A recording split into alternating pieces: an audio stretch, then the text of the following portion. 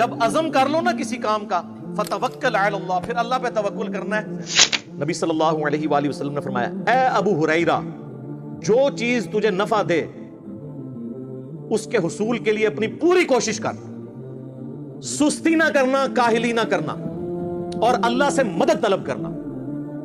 پھر بھی اگر رزلٹ تیرے خلاف آ جائے تو یہ نہ کہنا کہ اگر میں یہ کر لیتا تو یہ ہو جاتا، اگر میں یہ کر لیتا تو یہ ہو جاتا۔ یہ اگر مگر شیطان کا دروازہ کھول دے گا۔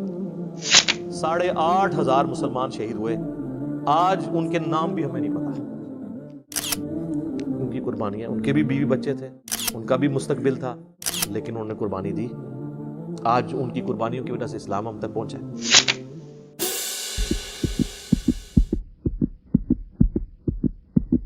فَإِذَا عَزَمْتَ، جب آپ عزم کر لینا کسی کام کا، مطلب مشورہ ہوا، ایک چیز طے ہو گئی، اب بیچ میں جو ہے نا وہ پاک نہیں چھوڑنی کوئی، بس آپ کر گزرنا ہے۔ اور اس کے بعد کوئی غلط رزلٹ آ جائے تو آپ یہ نہیں کہنا کہ اے نے مشورہ دیتا سی، نہیں، انہیں مشورہ دیتا سی، فیصلہ تے سر تسی کیتا سی نا، تو آپ نے اپنے فیصلوں کی حفاظت کرنی ہے۔ یہ بڑی اہم آیت ہے۔ فَإِذَا عَزَمْتَ، جب عزم کر لو نا کسی کام کا، فَتَوَكَّلْ عَلَى اللَّهِ، پھر اللہ پہ توکل کرنا ہے۔ حسبنا اللہ ونعم الوکیل، وہ آگے چل کے آئے گا کہ یہ دعا سکھائی جائے گی سورہ ال عمران کی 179 نمبر آیت میں، کہ ہم نے اللہ ہی پر بھروسہ کیا، وہی بہتر کارساز ہے۔ ان اللہ یحب المتوکلین، بے شک اللہ تعالی توکل کرنے والوں سے محبت کرتا ہے۔ یعنی آپ نے اسباب اختیار کرنے ہیں اور پھر نظر کس پہ رکھنی ہے؟ مسبب الاسباب کے اوپر۔ توکل اللہ پہ کرنا ہے۔ توکل یہ نہیں ہوتا کہ کرو کچھ نہ، یہ پیچھے دیکھیں کتنے کام بتائے گئے ہیں، یہ کرنے کے بعد مشورہ بھی کرنا ہے، پھر عزم بھی کرنا ہے، پھر اللہ پہ توکل۔ ویسے توکل نہیں، وہ جو جامع ترمذی میں حدیث ہے کہ پہلے اونٹ کو باندھو پھر اللہ پہ توکل کرو، تو ظاہر ہے کہ اسباب آپ نے اختیار کرنے ہیں۔ اس میں ایک بڑی اہم بات میں آپ کو بتا دوں، بڑی مزے کی بات ہے۔ وہ میں نے جن اپنے سینئر آفیسر کا ذکر کیا نا، ڈائریکٹر صاحب کا، تو وہ ہمیں ایک دن اسی طریقے سے سمجھا رہے تھے، چونکہ وہ تبلیغ جماعت سے بھی اٹیچ تھے۔ تو حاجی عبدالوہاب صاحب رحمہ اللہ تعالیٰ جو تبلیغ جماعت کے امیر تھے، جو 2-3 سال پہلے ہی فوت ہوئے، تو وہ کہہ رہے ہم ایک دفعہ حاجی صاحب کے پاس بیٹھے ہوئے تھے، تو حاجی صاحب کی عادت تھی کہ وہ مشورہ کرتے تھے جماعتوں کو بھیجتے وقت نا۔ تبلیغی جماعت میں ویسے بہت چیز زبردست ہے مشورے والی اور امارت والی، باقی کسی کو تعلیمات سے کوئی اختلاف ہو سکتا ہے، لیکن ان کا سسٹم بڑا ماشاءاللہ مضبوط ہے۔ تو وہ مشورہ کرتے تھے جماعت یہ اب یہ جماعت جو ہے یہ جماعت ہم نے ٹرین پہ روانہ کرنی ہے، بس پہ روانہ کرنی ہے، یا اپنی گاڑی کروا کے، یہ وہ مشورہ لیا کرتے تھے جب دور جماعتیں جاتی۔ تو کہتے ہیں مشورے کے دوران نا مختلف لوگوں نے مشورہ دیا، کسی نے کہا کہ بس پہ جاتے ہیں، کسی نے کہا جی پیدل جاتے ہیں۔ پیدل جماعتیں بھی ان کی کئی 100 کلومیٹر تک وہ دعوت کے طور پہ چلتی ہیں۔ کسی نے کہا جی ٹرین پہ جانا ہے۔ الٹیمیٹلی طے ہو گیا جی ٹرین پہ جماعت جائے گی، فیصلہ ہو گیا۔ فیصلہ کرنے کے بعد حاجی صاحب نے نا پھر دوبارہ سے جنہوں نے بس کا مشورہ دیا تھا نا ان کو پوچھا کہ ہاں جی بتائیں کس طریقے سے سفر اختیار کرنا چاہیے، تو انہوں نے پھر کہا جی بس پہ۔ انہوں نے کہا نا، اب جب طے ہو جائے نا تو اب تم نے بھی یہی کہنا ہے ٹرین پہ، تاکہ یونٹی نہ ٹوٹے۔ یہ مشورہ اس وقت تک تھا جب تک ڈیسیژن نہیں ہوا۔ ونس ڈیسیژن ہو جائے نا تو بس والے نے بھی کہنا ہے ٹرین، ٹرین والے نے تو کہنا ہی ٹرین ہے، باقی سب نے بھی، پیدل والوں نے بھی کہنا ہے ٹرین، ورنہ راستے میں کوئی مصیبت آئے گی، ٹرین کہیں پہ خراب ہو گئی تو ٹرین کا مشورہ دینے والی شامت آ جائے گی، تو وہ تو میرے بھائی بس بھی راستے میں پنکچر ہو سکتی تھی۔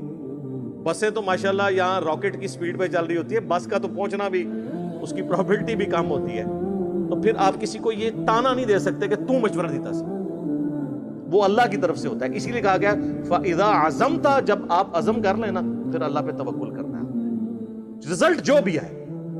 اس کو سپورٹنگ وہ حدیث ہے جو تقدیر والے چیپٹر میں ہے صحیح مسلم میں، مسئلہ تقدیر کے اوپر آلموسٹ 60 کے قریب حدیثیں لی ہیں امام مسلم نے، اور اس کی آخری حدیث یہی ہے کتاب القدر چیپٹر کی۔ میں یہ سمجھتا ہوں یہ حدیث جو ہے نا، یہ تو سنہری حروف میں نا چوراہوں پہ لگانی چاہیے لکھ کے۔ صحیح مسلم کی حدیث ہے، نبی صلی اللہ علیہ وآلہ وسلم نے فرمایا اے ابو ہریرہ، جو چیز تجھے نفع دے اس کے حصول کے لیے اپنی پوری کوشش کر، سستی نہ کرنا، کاہلی نہ کرنا، اور اللہ سے مدد طلب کرنا۔ پھر بھی اگر رزلٹ تیرے خلاف آ جائے تو یہ نہ کہنا کہ اگر میں یہ کر لیتا تو یہ ہو جاتا، اگر میں یہ کر لیتا تو یہ ہو جاتا۔ یہ اگر مگر شیطان کا دروازہ کھول دے گا۔ یہ سب کچھ یعنی انگریز بھی یہی کرتا ہے، فیزیبلٹی پہلے بناتا ہے۔ وہ 80% ایفرٹ فیزیبلٹی پہ پٹ کرتے ہیں، 20% جو ہے وہ کاسٹ ان کی آتی ہے کام کرنے کے اوپر۔ یہ نہ ہونا کہ وہ کر بیٹھے تو اینڈ پہ پتا چلے کہ جناب ادھر تو یہ مصیبت کھڑی ہو گئی ہے، جہاں ہمارے کئی پروجیکٹس کے ساتھ یہ ہو جاتا ہے۔ تو اب اس میں الفاظ کیا ہیں کہ جو بھی چیز تمہیں نفع دے دنیا میں اور آخرت میں، جنرل ہے، اس کے لیے کوشش کرنی ہے، کاہلی نہیں کرنی، سستی نہیں کرنی۔ یہ نہیں خالی پیپر جو ہے وہ دروشی پڑھ کے بھوک کے تو وہ ممتحن کے حوالے کر کے آ جانا ہے میں پاس ہو جاؤں گا، بعض میرے کو آ کے دعاواں کرانی ہے نہ، اس طرح نہیں کو پاس ہوگا۔ سستی نہیں کرنی، کاہلی نہیں کرنی، اور کوشش کرنی ہے، اور اللہ سے مدد طلب کرنی ہے۔ اللہ کو نہیں نکالنا کبھی بیچ میں سے، کوشش، یہ دونوں چیزیں پیرلل میں چلتی ہیں۔ نہ بالکل تقدیر پہ چیز ڈال دینی ہے، اور نہ صرف اپنی کوششوں کو سب کچھ سمجھ لینا ہے۔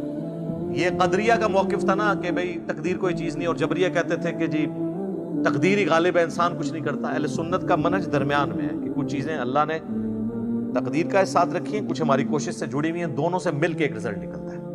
ورنہ تو رسولوں کا مقدمہ، کتابوں کا مقدمہ ہی ختم ہو جائے گا اگر ہماری ول کی کوئی اہمیت نہیں ہوگی۔ قرآن تو بار بار اسی کے اوپر ہی ایمفسائز کرتا ہے، والذین جاہدوا فینا لنہدینہم سبلنا، جو لوگ ہماری راہ میں کوشش کریں گے ہم اپنی راہیں ان کے لیے کھول دیں گے۔ لیکن جو کوشش نہیں کرے گا، جو کک نہیں مارے گا نا، اس کی گاڑی نہیں سٹارٹ ہوگی۔ ویسے دنیا کے ہم سارے کام میں یہ کر رہے ہوتے ہیں، آخرت کے معاملوں کہتے ہیں دعا کرو توفیق مل جائے۔ مجھے آج تک کوئی بندہ نہیں ملا کہ دعا کرو مجھے توفیق مل جائے کہ میں نے ارادہ کیا ہے کہ ابھی جا کے میں نے جو ہے نا دوپہر کا کھانا کھانا ہے، وہ کھانا ہی ہوتا ہے۔ کسی نے باتھ روم جانے سے، واش روم میں جانے سے پہلے کبھی توفیق نہیں اللہ سے مانگی، حالانکہ کتنا خطرناک کام ہوتا ہے اگر کسی کا پیشاب بند ہو جائے۔ آج تک کسی نے کہا کہ دعا کرو اس دفعہ بھی میرا ارادہ ہے کہ آج میں نے اتنی دفعہ پیشاب کے لیے جانا ہے، میرا پیشاب نہ بند ہو، کیونکہ وہ ہم نے کرنا ہوتا ہے، چیزیں انڈرسٹوڈ ہوتی ہیں۔ جیسے ہی دین پہ چلنے کی باری آتی ہے تو توفیق، دعائیں، یہ سب ڈرامے نے اپنے آپ کو دے ہی رکھو توکے۔ تو ہم نے تو کرنی ننگی بات، ننگی بات کیے بغیر بات سمجھ نہیں آتی ہے، اپنے آپ کو دھوکہ دے رہے ہیں۔ تو اللہ تبارک و تعالیٰ نے یعنی یہاں پہ ایک سلیقہ سکھایا کہ جب اللہ پہ توکل کر لیا، عزم پکا، بس اب آپ کوشش کر گزریں، باقی رزلٹ اللہ پہ چھوڑ دیں۔ مولا علی کا قول ہے نا، میں نے اپنے ارادوں کے ٹوٹنے سے اللہ کو پہچانا ہے۔ کیوں؟ ساری کوشش کر لی، حالات و واقعات بھی فیوریبل تھے، رزلٹ کچھ اور نکل آیا۔ تو اس کا مطلب ہے کہ کوئی اور ہستی ہے جو چاہتی ہے کہ یہ ایسے نہ ہو، اس کے ساتھ تو کوئی ٹکر نہیں لے سکتا۔ تو اگر مگر شیطان کا دروازہ کھول دیتا ہے، جو صحیح مسلم کے الفاظ ہیں، اس لیے کہ اگر مگر سے پھر جو تقدیر کی طرف سے فیصلہ ہوا ہوتا ہے نا، آپ اس کو چیلنج کر رہے ہوتے ہیں۔ ایک تو ہے کہ آپ اس کو ریویو کر کے پلان کریں، وہ ایک اور چیز ہے کہ جی آندہ ہم اس چیز کو کاؤنٹر فار کریں گے، اس کو کریں گے، اس کو کریں گے، لیکن اس کی لکیر پیٹ کے بیٹھ جانا، یہ چیز غلط ہے۔ حالانکہ یہاں پہ آپ دیکھ رہے ہیں کہ صراحتاً غلطی ہوئی تھی، اس پہ اللہ نے ڈانٹا بھی ہے، لیکن الٹیمیٹلی حضور کو کہا کہ بس چھوڑ دیں، معاف کریں، مشورے میں شامل کریں، آندہ کے لیے بھی آپ یہ کریں۔ یہ اسی چیز کی نفی کی جا رہی ہے کہ بس یہ اللہ کی طرف سے ایک معاملہ ہونا تھا، تمہارا ڈسپلن لوز ہوا۔ لیکن سر دیکھیں، یہ غزوہ احد کا ہی ڈسپلن لوز ہوا ہے، اس کے بعد مسلمانوں نے کوئی جنگ نہیں ہاری۔ یہ ایک واقعہ مستقبل کی جنگوں کے لیے، جس میں رومن اور پرشینز کو مسلمانوں نے شکست دے کے صدیوں کی سپر پاورز کو الٹنا تھا، یہ چھوٹی سی بیٹل فیلڈ نے مسلمانوں کو وہ سبق سکھایا کہ وہ بڑی بیٹل فیلڈز میں اگر یہ ڈسپلن لوز کرتے تو کیا قادسیہ میں جو ہے وہ پرشین امپائر کا مقابلہ کر سکتے تھے، یرموک میں رومن امپائر کا مقابلہ کر سکتے تھے، جن کی ریزروڈ آرمیز ہی لاکھوں کے اندر تھی، جن کے پاس اسلحہ بھی لیٹسٹ تھا۔ تو یہاں پہ اللہ تعالیٰ نے جو ڈسپلن سکھایا ہے نا، اس کی وجہ سے پھر آگے وہ معاملات چلے۔ وہ سر آپ عمر سیریز دیکھیں کہ کس طرح مسلمانوں نے کس حکمت عملی کے ساتھ جنگوں کو جیتا ہے، انہی کا اسلحہ چھین کے انہی کو الٹا ہے۔ تو وہ اسی یونٹی کی وجہ سے، ڈسپلن لوز نہ ہونے کی وجہ سے سب کچھ ہوا ہے۔ آپ دیکھ لیں قادسیہ کے اندر جب مسلمانوں کی فوج پسپا ہو گئی ہے تو حضرت سعد ابن ابی وقاص جو ہیں وہ تو بیمار تھے، وہ تو قلعے میں پیچھے بیٹھے ہوئے تھے، ان کو بہت تیز بخار ہو گیا تھا، اتنے لاغر ہو گئے تھے کہ وہ چل بھی نہیں سکتے تھے، لیکن ایک ایک لمحے کی رپورٹ لے رہے تھے۔ وہ پرشینز جو ہیں ہاتھی لے کے آگے، اتنے بڑے بڑے، عرب کے گھوڑوں نے ہاتھی دیکھے نہیں ہوئے تھے، وہ تو عرب کے گھوڑے جب ہاتھی دیکھتے تھے تو بھاگ جاتے تھے، تو وہ تو مسلمانوں کو ہی کچلنا شروع کر دیا انہوں نے۔ تو انہوں نے، ساتھی نے آگے اطلاع کی کہ حضرت یہ تو وہ تو ہاتھی لے کے، اتنے بڑے بڑے ہاتھی لے کے آگے ہیں۔ تو حضرت سعد ابن ابی وقاص نے کہا کہ بنو تمیم کے لوگوں کو میرے پاس بلاؤ۔ جناب بنو تمیم کے وہ لوگ تھے کہ جو اپنی جان کی پرواہ کیے بغیر بڑے بڑے کارنامے سر انجام دیتے تھے۔ سر انہوں نے گھوڑوں کو کیا سائیڈ پہ کہ گھوڑا تو بدک جاتا ہے، پیدل گئے، کتنے لوگوں کی جان بھی اس میں چلی گئی، کئی لوگ ہاتھی کے نیچے آگے مر بھی گئے۔ پیدل جا کے انہوں نے نیزے اپنے ہاتھوں میں پکڑ کے، تو وہ جا کے ان ہاتھیوں پہ بیٹھے ہوئے لوگوں کو گرایا، اور بعض ہاتھیوں کو بھی انہوں نے گرایا، اور مسلمانوں نے وہ جنگ جیت لی۔ 8,500 مسلمان شہید ہوئے۔ آج ان کے نام بھی ہمیں نہیں پتا، ان کی قربانی ہے، ان کے بھی بیوی بچے تھے، ان کا بھی مستقبل تھا، لیکن انہوں نے قربانی دی۔ آج ان کی قربانیوں کی وجہ سے اسلام ہم تک پہنچا ہے، اور بس ہم نعرہ لگا سکتے ہیں جو کچھ بھی ہے تیرے محبوب کی امت سے۔ ان کو جچتا تھا کہ وہ نعرہ لگائے جو کچھ بھی ہے تیرے محبوب کی امت سے، دیکھ محبوب کے ساتھ ہم نے وفاداری کی ہے۔ ہم کہتے ہیں ہم بے وفا ہیں، ٹھگ ہیں، فراڈی ہیں، تو ہم حضور کی نسبت سے ہمیں بخش دے۔